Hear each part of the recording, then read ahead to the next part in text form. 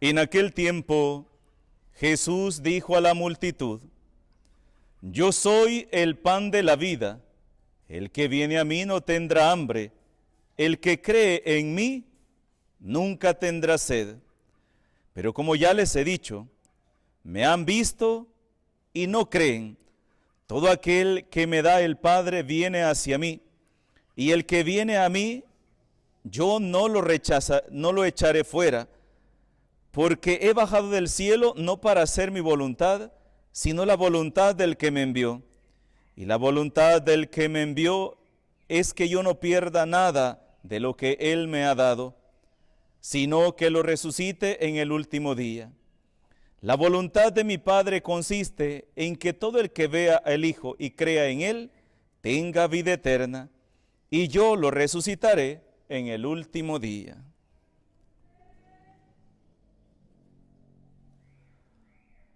Palabra del Señor. Continuamos, hermanos, con la lectura diaria del libro de los Hechos de los Apóstoles. Es un libro hermoso. Estamos en el capítulo 8. Hemos iniciado el capítulo 8 con el versículo 1.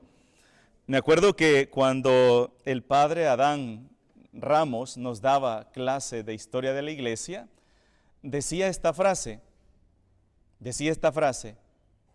Dios saca cosas buenas de las cosas malas. Y el caso de la persecución de los primeros cristianos, el caso de la persecución, fue un claro ejemplo de eso. Decía el padre Adán: si los primeros cristianos no hubiesen encontrado ningún tipo de persecución en los primeros años, todo el grupito de los cristianos se hubiera concentrado en Jerusalén. Si hubiera llegado hasta los confines de la tierra, por todos lados, pero hubiera tardado más. Pero ¿qué fue lo que sucedió? Tras la persecución de los cristianos tuvieron que salir huyendo de Jerusalén. Tuvieron que salir huyendo, pero donde iban sembrando la palabra de Dios, lo que nos dice hoy. Y eso fue lo que hizo que la palabra de Dios llegara más rápido a todas partes. Miren qué cosa más interesante.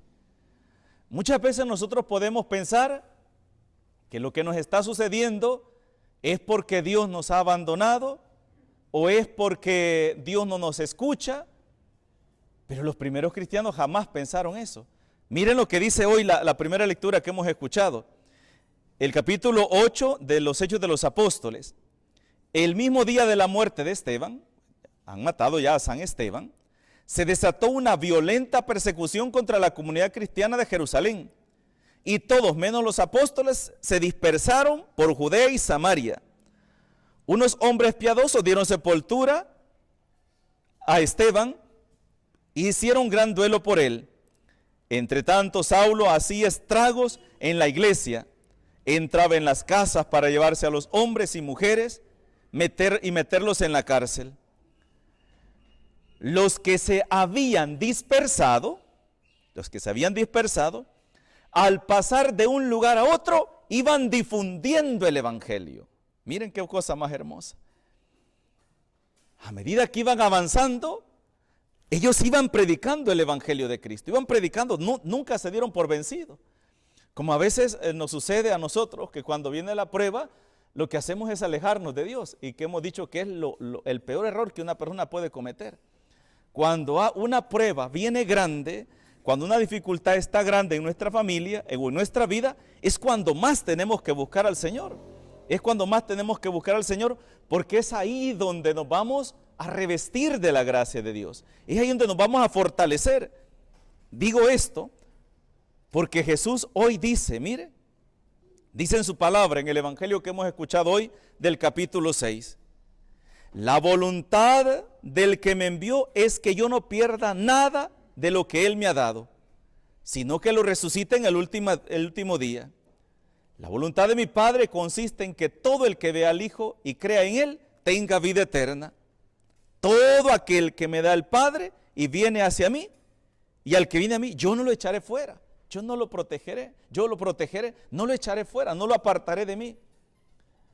Hermanos, Esta palabra es una palabra tan necesaria para nuestro tiempo, cuando hay tantas personas que piensan que Dios es un Dios lejano, un Dios que es para los buenos, como muchos pueden decir. No, Padre, a veces viene gente y dice: Padre, usted que está más cerquita de Dios, pídale al Señor.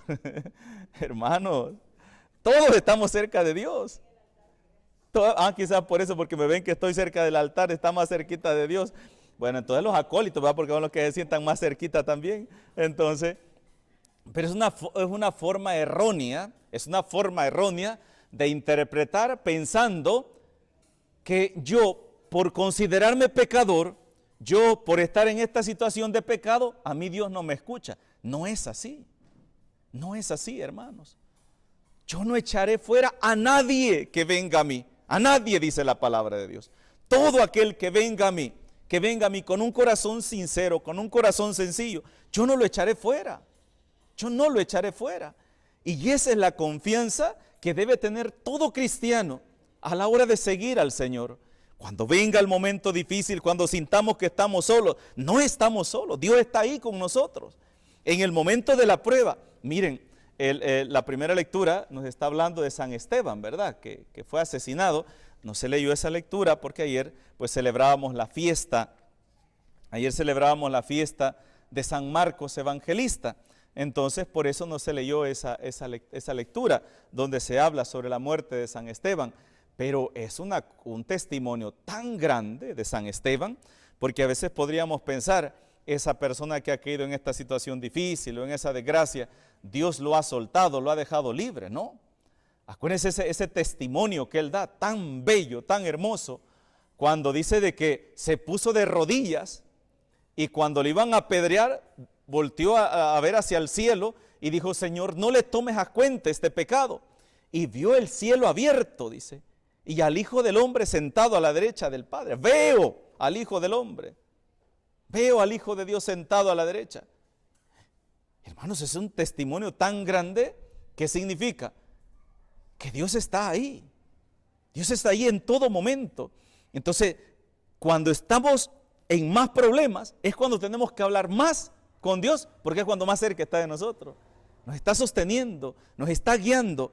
Jesús mismo dice hoy: la voluntad del que me envió es que yo no pierda a ninguno de los que Él me dio. Yo no echaré fuera a nadie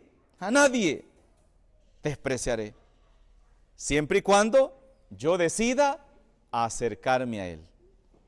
Pero recuérdense que ya hemos hablado también que Dios respeta los límites.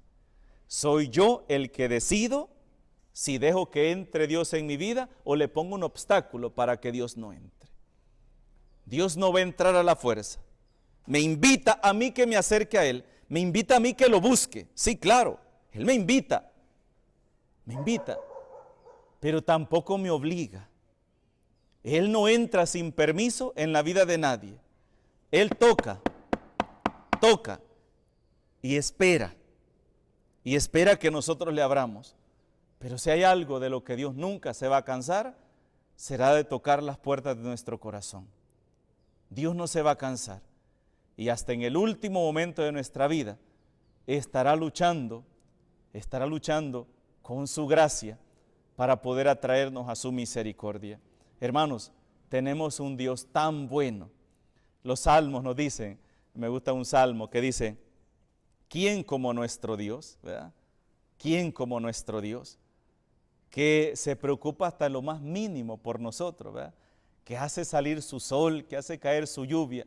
¿Quién como nuestro Dios? Ese es Dios, bueno, misericordioso, que nunca abandona a sus hijos. Por eso pidámosle, hermanos y hermanas, que en este tiempo de la Pascua que estamos viviendo sea un tiempo de verdadero encuentro con el Señor, y que abramos nuestros ojos y podamos contemplar esas gracias que el Señor nos concede a través de su Hijo, nuestro Señor. En el nombre del Padre, del Hijo y del Espíritu Santo. Amén.